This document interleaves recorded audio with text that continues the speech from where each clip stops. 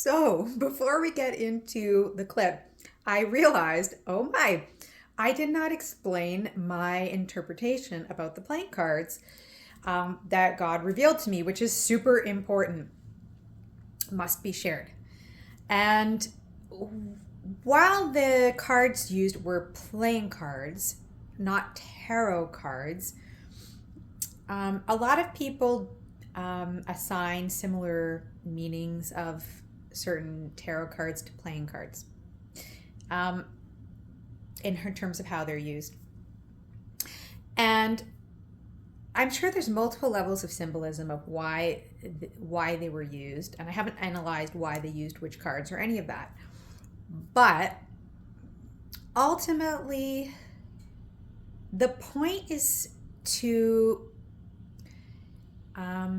they were trying to amplify the use of like playing cards and tarot cards as like basically being able to have spiritual control over that tool, which I'm not sure exactly how warlocks do that. I mean, the tarot has connection to Kabbalah, and I'm not like a high-level Kabbalist mystic in terms of, people being able to get in there and hijack that at a very, very high dimensional level. But basically that was, there was something really about wanting to do that and hijack it so that the messages that would come through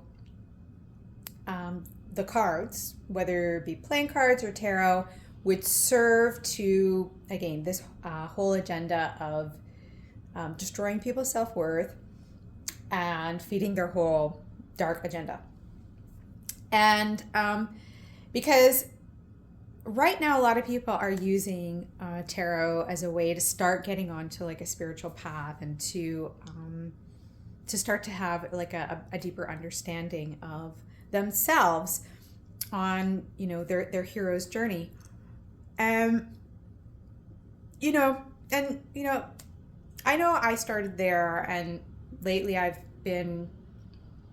still do pull some cards, but I've been a lot more into Bible. And what I find actually where I'm at now is that there's always a direct correlation between the Bible studies God's telling me to read and whatever cards I pull, whether it be like from my personal decks that God's given me messages from, like God had me made a few of my own decks, and then or if I'm using any tarot cards or oracle cards from others in combination, and it's like really like it's like whoa, like it really like lines up, which is good. It's a good thing, you wanted to do that. But if those systems, when you're asking to speak, to the Most High and directly to the Holy Spirit to get some assistance with messages to try and hear God more clearly as you're developing that discernment to God's voice. I mean, for one thing, you should like read the Bible to do that. But if you're finding that there's additional assistance in meditation and cards as additional tools, there can be some additional clarity to highlight things, right? To make things more obvious. And if that gets hijacked, that's really dangerous, right? Think about how much power, spiritual power, that gives them. So it was really important to really clarify, that, like why the playing cards and what I was perceiving it was all about. And again, I felt like I did an effective job of clearing the ritual. I still, like I said, since then have had a complete lineup between any of my cards and my Bible studies. So that's positive. But, again, watch the video, get your own perspective on it, and don't just take what I say at face value. Okay? Question. Okay, bye. So there's been some things that I've been working through lately with the Lord that have been almost overwhelming for me to process completely on my own.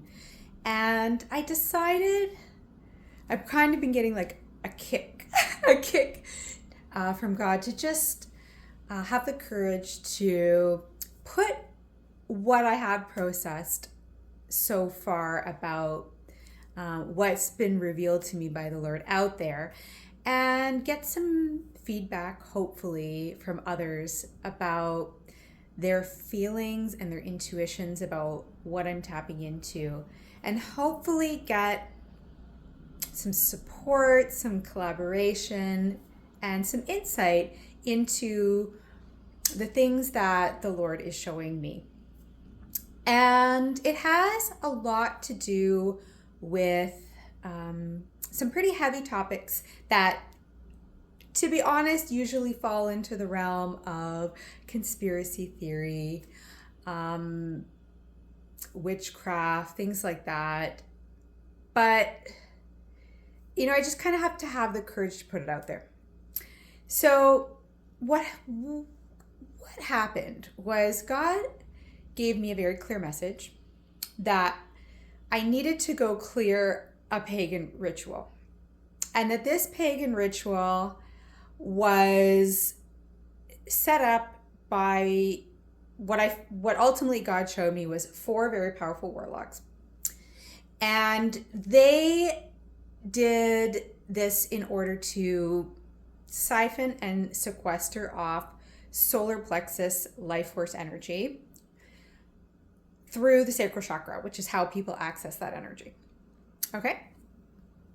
And what ended up happening, because it's hard to know how to do this. It's like, well, where am I supposed to go? And what's really going on? And sometimes you just get crumbs, from God, and you're trying to, it's becomes like a Da Vinci Code or something, trying to figure out what you're supposed to do.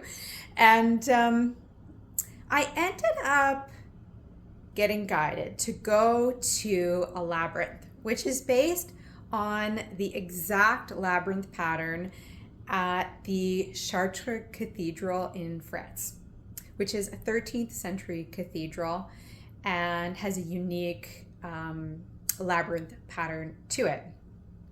And there's a replica of it at this out front of a very, very, very old church in Toronto where I live, called the Trinity Church. And it's right next to a very, very big mall, which basically is traditionally known as the Eaton Center, although I'm not sure if it's still called that because there's no Eatons there anymore. But in any case,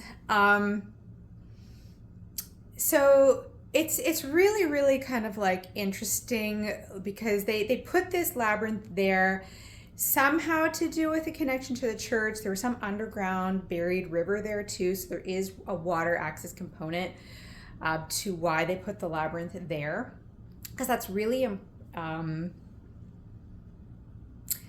that's really significant for pagan rituals anyway. And so I end up going there, take my daughter with me, right? I get there and I'm just thinking, I'm going to get some insight, right? I'm thinking, they say labyrinths are for meditation purposes, and they are. You can walk them and get some insight from just doing the path and the serpentine in and then the serpentine out. And once I'm there, I start looking around and I see everywhere all these playing cards. And I'm going to play you guys a video at the end. I'm going to attach it at the end so you guys can see this. I started seeing all these playing cards all over the place, and they looked pretty untorn, unfettered, clean. And they were very kind of evenly spaced out, all over around kind of the front and side of where you go into this labyrinth. There's also 3 arches that you have to walk through to go into the labyrinth. So again, kind of getting into Stonehenge and pagan stuff where God's also been guiding me to read from this book. Sorry, I'm going to grab it. This author is crazy. Edward Rutherford, his understanding of history of England is spectacular. Even though it's technically fiction, he had to understand a ton of history to write his various books. And I was specifically guided to read this. It was, again, a fictional story right? Because you're not going to find any proper documented stories about the sacrifices that went on at Stonehenge when it was built and first completed, especially. But that's what the story is all about, right? And it's just this post and lintel structure, right? That's the exact. There's 3 of those you have to walk through to get to the labyrinth. So this is all, this is all going to come together. Okay, just bear with me. Okay, I found this in the library in my building. So thank you, library. And everything has just been kind of piecing itself together. And so, I'm just feeling like these playing cards cannot be just like garbage. There was lots of garbage around, but they were just too clean, too perfect. You can look at the video for yourself. You can discern for yourself. Some were face up, some were face down. More were face up than face down. One looked very intentionally placed next to some chalk writing, which you'll see in the video. It was honestly almost creepy, guys. And there's because they're just so spread out. If somebody had just dropped a few playing cards, right? Or if they had been playing a game of playing cards and they got all blown in the wind, wouldn't they be kind of dirty? Wouldn't they be in clumps and not so evenly spaced out all over the place? Something about it was very strange. And you can look at the video of me walking around and try and discern for yourself whether or not you agree with me that it's super strange. But I intuitively feel that the fact that God specifically told me to go and clear a pagan ritual, and then I get to this site and there's all these cards bizarrely spaced out, I was very convicted at that point that these playing cards were part of a pagan ritual that had been done on this site, okay? Which ultimately God said was done by 4 very powerful, wealthy warlocks. And I'm not going to get into names in this video, okay?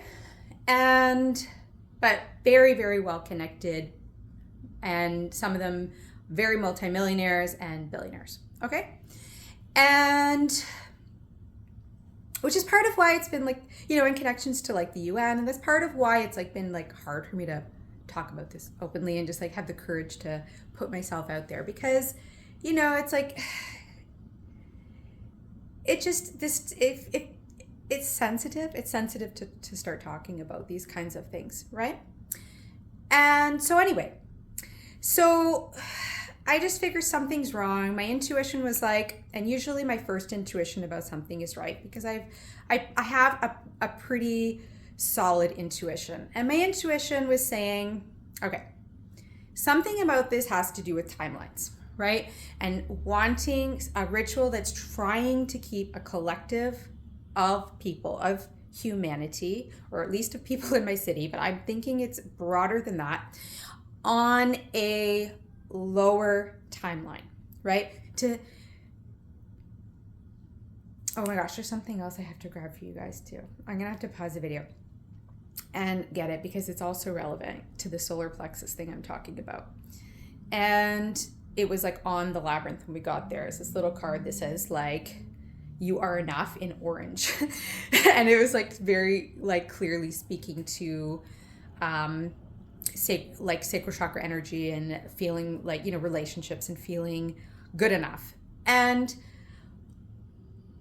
basically I just decided to go into this labyrinth walk with the intention of understanding what was going on, and that if there was anything that I was sensing that was negative, to unwrite this timeline that they were trying to that they basically set up to sequester people onto, to hold them in to lower energies, right? And keep them basically off of the highest timeline, which is, ascension and basically New Jerusalem, right? Heaven. And so I go into the middle of the labyrinth, okay? And I stand there and I go through these little pod quadrants in the center, and I just kind of ask God, what insight do you want me to know right now about what's going on here? And God said, depopulation agenda and Valiant Thor. Now at the time, because I'm not again super into conspiracy stuff, I'm really not. I was a little bit, I was okay, I know Valiant Thor, but I don't really know Valiant Thor like well. So I was like, okay, I gotta look into that a little bit. But I'm like, I just knew going into this is not good. I was like, this whole thing is really not good. Like, I just, when you just intuitively know this is bad. This is really bad. And so I was like, you know what? Okay, I'm a powerful carrier of like that decoding energy, of bringing things back to the 0 point through embracing the paradox of divine and, earth, which is, very much the teaching of Mary Magdalene when you start to get into her gospel, has to do with unifying heaven and divine energies with earthly energies in order to basically enliven the physical and purify it, right? Make it a vessel for the divine, right? Instead of basically like an enslaved animal, right? Going from animal to truly human through the merging of divine with form. That's really central to a lot of the teaching. And so through that kind of, well, you could call it alchemy, you could call it consciousness, embodiment, multidimensionality. There's lots of ways you could put that. But through this process, right, I was like, I'm going to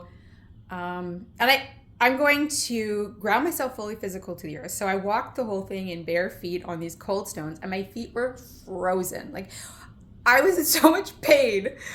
I can't even tell you. It was really brutal to do this barefoot in the middle of the winter. Luckily, there was no snow, because that would have just been awful at that time. But I was like, I need to have this direct connection with the earth, and I need to like be fully open to just allowing the divine to work through me, work through this, medium between, her gospel talks about the human being the medium between heaven and earth, and just allow myself to bring in divine energy to decode whatever it is that they were coding in, and then use my word and my voice to speak the unwinding of that energy back to zero, back to nothing. And whatever intention was put out, to unmanifest it, to unscribe it, to unwrite it. Basically you could say like removing it from like the collective Akashic records even is like a way of putting it, right? And,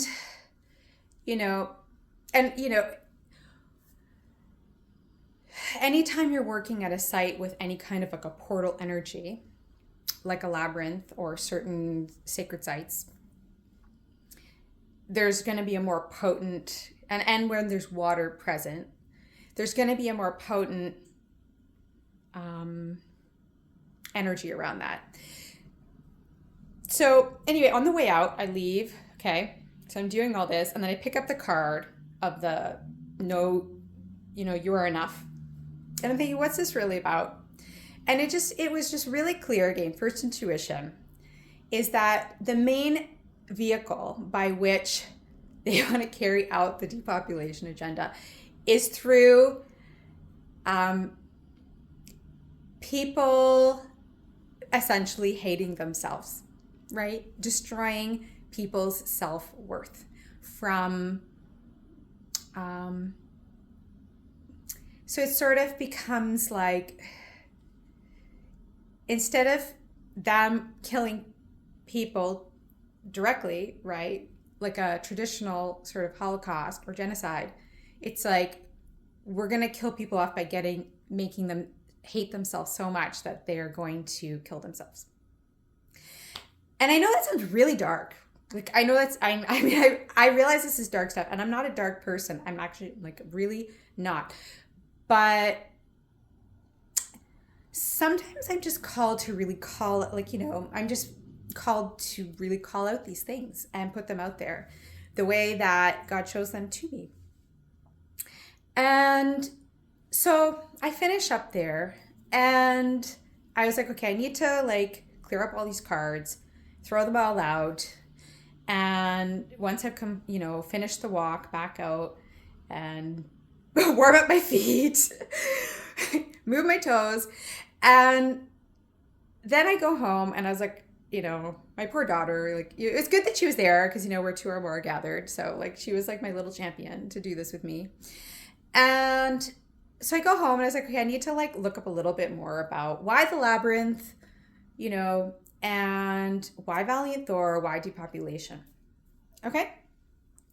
And the Lord is just mind-blowing, really, to me. And to be honest, I still don't have all the answers, but which is part of why this isn't a final consensus in what I'm sharing with you all, but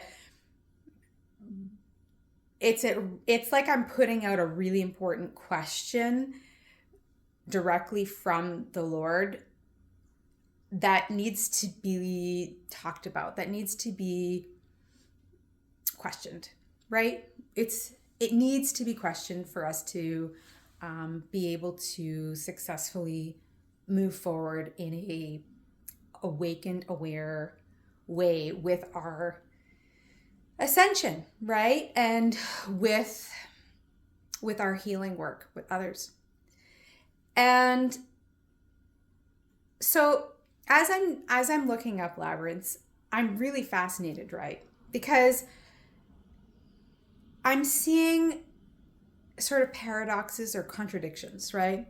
Like if you look at the original labyrinth that was a slightly different pattern in Crete, which technically is associated with the Palace of Knossos, which I've been there actually. And that palace is actually supposed to be more known as a goddess kind of palace.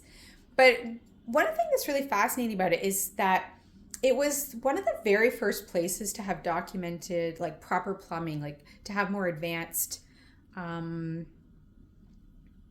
these kind of more advanced like engineering systems.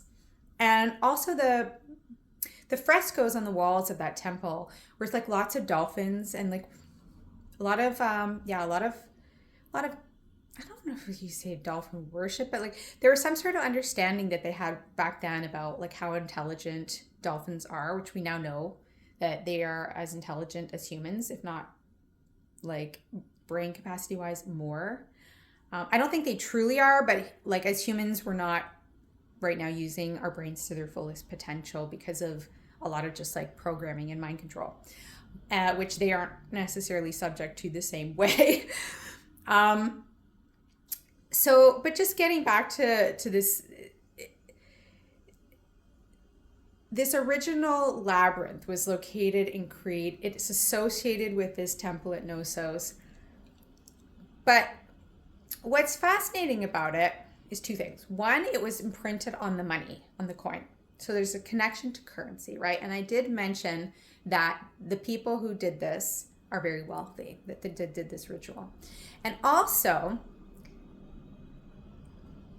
there is a myth around that original labyrinth of, people walking the path and being fed to the Minotaur at the center of the labyrinth. Okay? Fed to the Minotaur. Fed to like the monster, to the beast, right? So it's like, okay, this just got, again, really dark and disturbing about being like fed to like the beast system, right? The currency system and the origins of this and how tied the labyrinth is to the very seed of the system. And so which would obviously, for any sort of ritual that a warlock would want to do, would give it huge meaning and huge significance. But to add layers to this, it's like, okay, well, first of all, I start to wonder, what was the original labyrinth pattern really all about? That's a good question. And then the pattern got evolved and changed for the Chartres Cathedral and works a little differently. And that is a very, very famous labyrinth that many Christians walked, or I shouldn't say walk, they would go on their knees, right? They would crawl on their knees and pray and do the whole labyrinth on their knees in prayer as a ritual to gain entrance to the New Jerusalem. Or, yeah, basically. That was why they were doing it. And then I'm like, oh, wow, that's kind of fascinating. And it kind of seems kind of cool. But then there's a part of me that's also kind of like disturbed. It's like, yes, it's a slightly different pattern. But first of all, what is the new pattern all about? Different than the old pattern. And also, there is something kind of disturbing about this sort of similarity between a path of basically sacrifice, right? Just like, the Aztec rituals where people would walk up like the steps, and then, they would get sacrificed at the top of the steps, right? And this whole idea of a certain linear passage to ritual, to taking of life force, right? And why is the path to heaven getting associated and overlaid with a death ritual, a sacrifice ritual, right? If Jesus already died for us, right? This is like, my head is kind of can't really get all around it. I can't really get all around it. But I'm realizing it's a fundamental importance to understand the deeper significance of these things. And,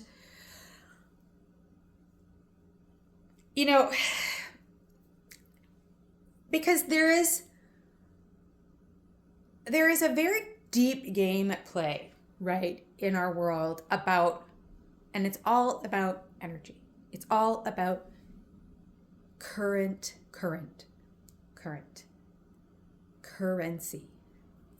current, electricity, energy, currency, money, right? The whole game. And,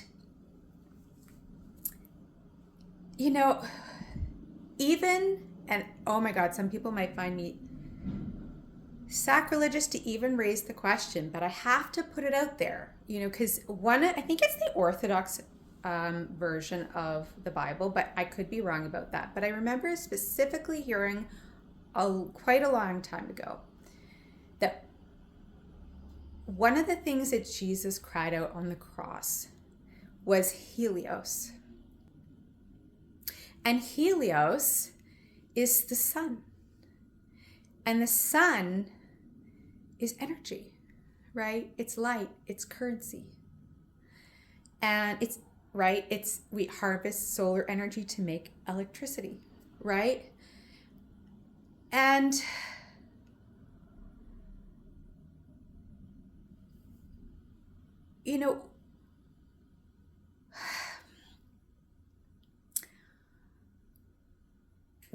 what have we missed in our understanding that has allowed for ongoing sacrifice to continue when the sacrifice was supposed to be completed? Oh, and they just call me to really look at the gold. I have like this picture on my wall, and it's got some like gold leaf on it, right? Which is really fascinating because the new more human template, the evolved human template, really resonates with the frequency of gold, right? And again, there's something very solar and luminous about gold, right? And I can't help but feel that it's like every human being that's truly blossoms, that truly becomes human, that truly grows up. And like Jesus is the ultimate example of like perfection in human form. Um,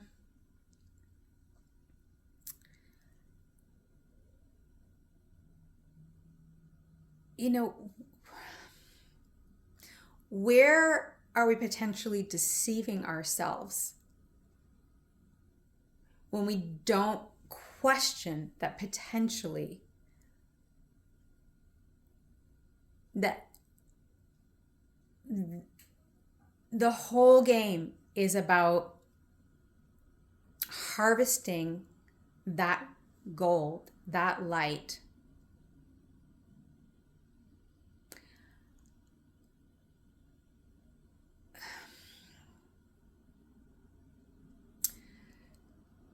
Basically, just like, to be quite frank, for demons, right? And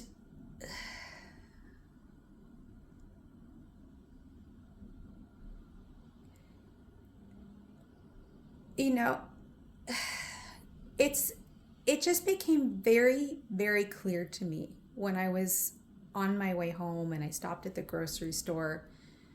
I was kind of feeling the mind of like the people who do these things. And you know, it's like people, human beings to these people are, it's just capital. It's like, it's it's not even slaves. It's just capital. It's like so far less than person, so far less than human, so far less than slave. Like just like not even maybe livestock, produce. And it was just like really clear that there are very demonic forces at play that, from their perspective,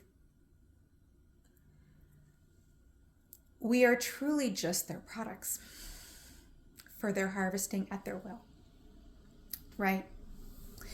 And without a deeper reflection,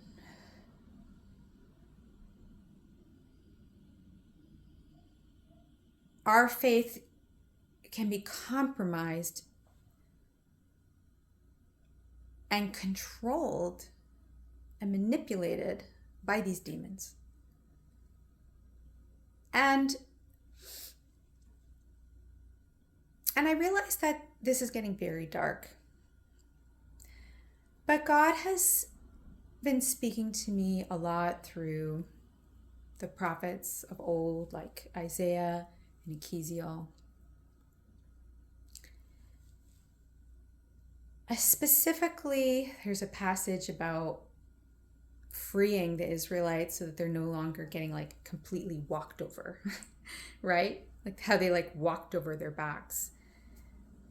And just like enough is enough with that, And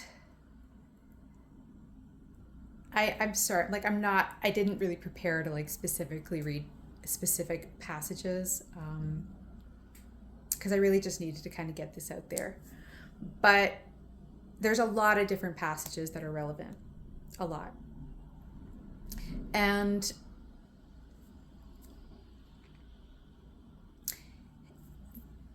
the ultimate message in the passages is that God really just wants to wake us up. That, we, have been a lot more enslaved, siphoned off of, vamped off of, energetically, mentally, emotionally, but really, like I said, it's all about energy, than we realize. And it's been happening for a long time. Even like it goes back into your ancestry, right? And it goes back to like people getting, pulled off of farms and forced to go work in the cities. I remember doing some ancestral work once. It came up on like my dad's line, because my dad, his background is, well, it's mixed, but there's English, Scottish, and a little bit of French. But in that sort of like English, Scottish kind of background, which, they were very, especially if you go to Scotland. I've lived in Edinburgh for a little while, and I, went to see all the old town, and on the plague walks and the plague tours, and, you go through like these grimy places, and, people, they had such awful plagues and things, during the Industrial Revolution at that time there, because the conditions were horrible. They were abominable, like really bad conditions. And I remember when I did that, though, those tours, it was like way before I like got into this deeper ancestral healing work.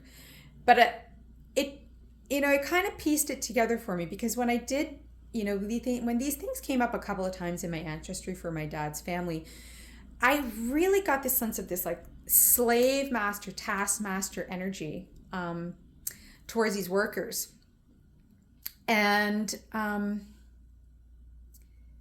it was really, really, it was really, really brutal. And that kind of stays in that epigenetic, it stays in the memory that gets passed down through the genetic material for multiple generations, right? It leaves an imprint. It affects how the DNA chooses to express itself, right? Which we kind of have a scientific understanding of, although I don't really get too into the science about these things.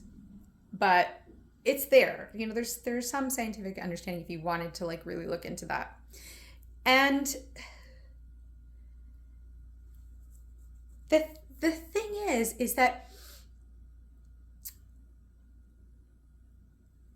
the roots of these issues of this siphoning of energy and slaving for so many different people from so many different cultures, for different reasons, whether it was like because you were like kind of had this horrible job where the only hour of the day you were happy was the happy hour when you were drinking your face off, and the rest of the day was just miserable, horrible, or whether or not you were actually like a slave in another country, whether it was slaves brought to America, or Africans. One of my pastors, like, he said that like historically in Africa, even Black Africans would, some of the tribes would basically enslave other tribes. Like, slavery is a phenomenon that exists in all different ways. It's manifested in a lot of different ways, in a lot of different places, in a lot of different times, and it's affected a lot of different people's bloodlines, right? And DNA. And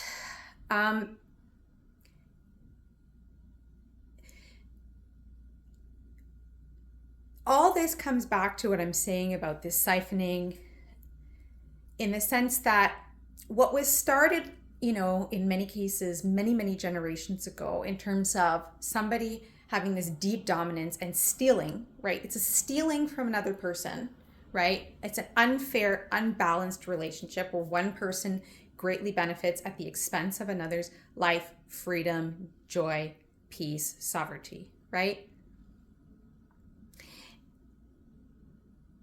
And the people who started these contracts, right, these relationships, greatly benefit from continuing the perpetuation of them, like ad infinitum, like into forever, right?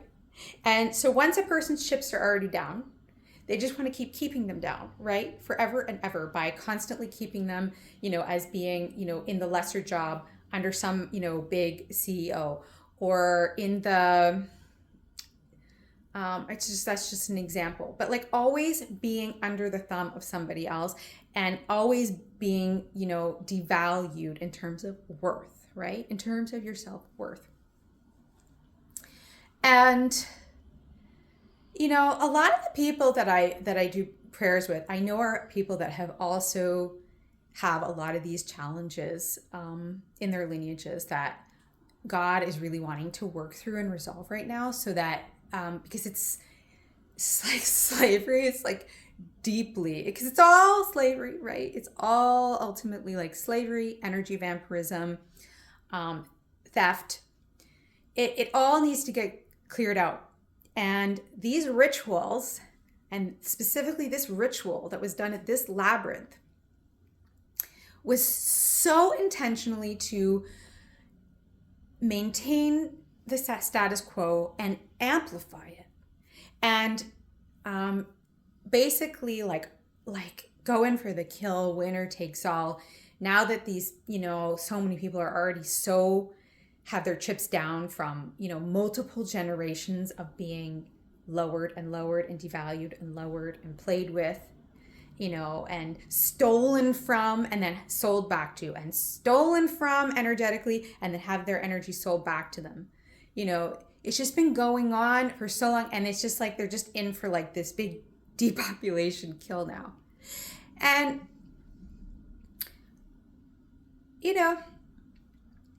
it's just like it's messed up. It's really messed up. It's really it's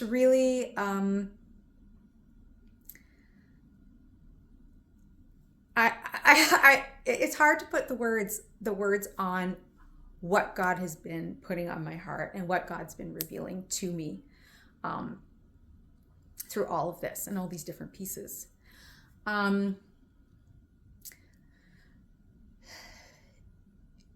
Ultimately, you always wonder why, right? Why? And any time in history, people do these kinds of things where, they want to, or they completely devalue people or kill off a group of people.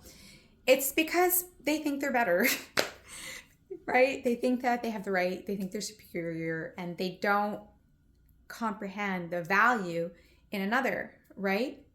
And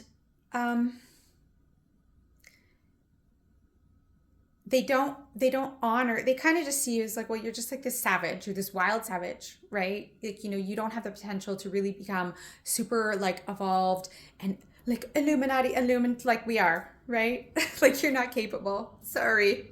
So, which is like, and the Gospels, some of the Gospels that will actually teach you how to really effectively go through that process of becoming fully human and illumined.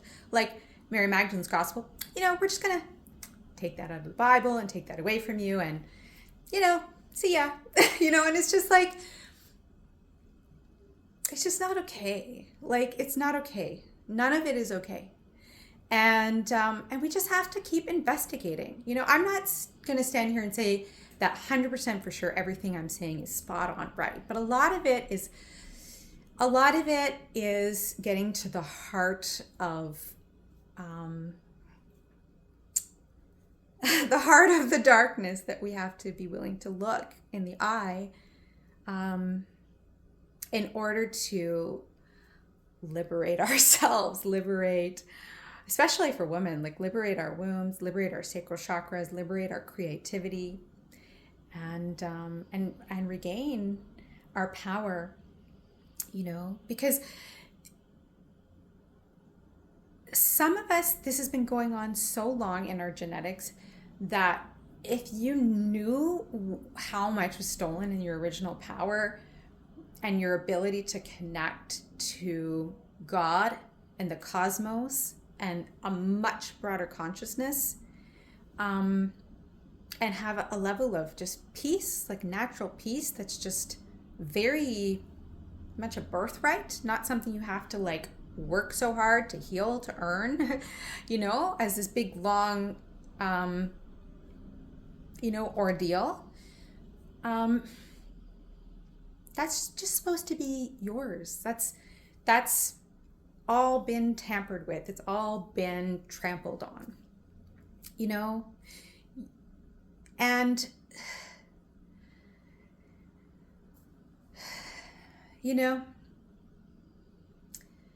it's a lot. It's a lot to process. It's a lot to, it's a lot of things that God's been putting on my heart. And there's a lot to talk about. And this video is already, it just got to 40 minutes. And I've got to add the little video of the ritual so you guys can take a look. But I want to get some, some feedback. And if you found this compelling, and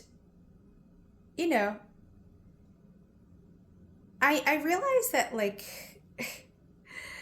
it takes courage to talk about these things. Part of why I haven't talked about them is because, I have a child, and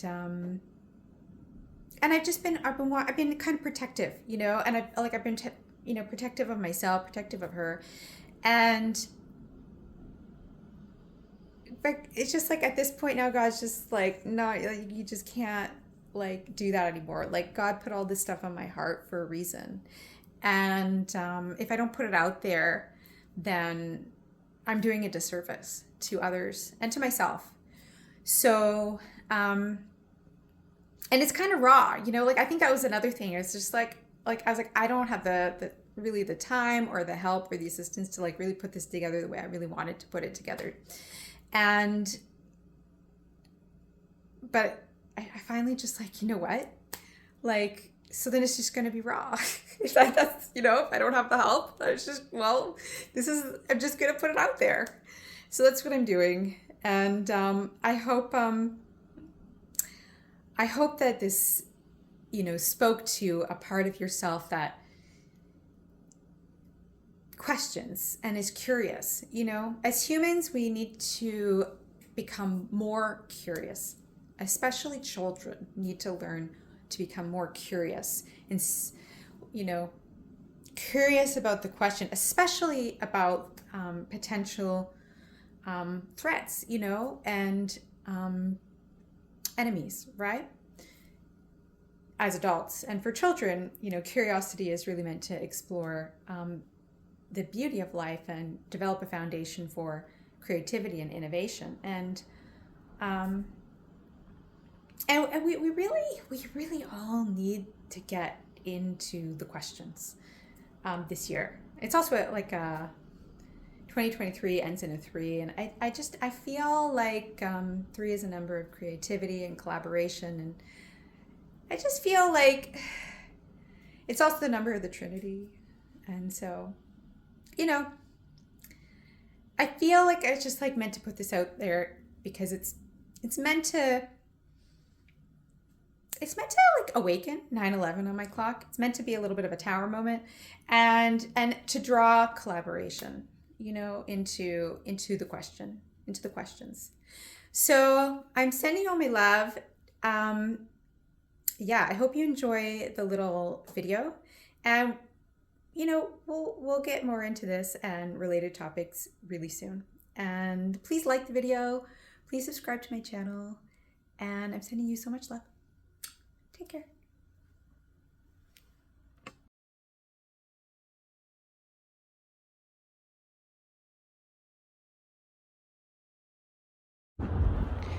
So I'm here at the Toronto Labyrinth, and God asked me to come here, and I wasn't really sure why.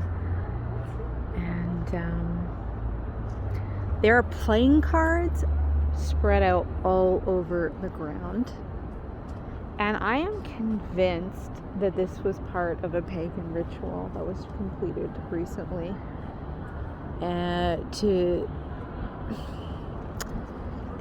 I feel like the labyrinth has some sort of ancient secret about it in terms of timelines and the construction of timelines, and that some sort of group did something to try and sequester energy into a lower timeline. I'm going to show you all these playing cards. They're everywhere. I mean, it's just some are face up, some are face down. It says fat man to 2022 with a jack of clubs right next to it, face down. This is not an accident, okay? This is intentional. Everything about this, 5 of hearts face up, 5 of spades, yeah, and 3 of diamonds on top of the 2 of spades. I'm telling you, they're everywhere. 10 of hearts, they're spread out everywhere. 7 of hearts. Like, why? Why are these cards everywhere? And it's just they're all very evenly spaced out all over the place. Here's one. Here's the Jack of Hearts over here. There's a Queen of Hearts over here. They're everywhere. Okay. Did I show you this Four of Clubs? There's another here. I haven't turned it over yet. Let's see. Three of Hearts. Queen with flowers over there. Five of Diamonds. Yeah, King of Diamonds. But you can see they're all over, like over a big area. It's not like somebody was just playing cards and like a couple of cards blew away. I don't know if there's any at the back here, but I don't see any this far back, but it's just there's too many of them, and they're too evenly spread out, and some of them seem very intentionally placed. And I'm gonna walk the labyrinth to try and figure out what's going on, but it's not good. It's not good. I can say that for sure.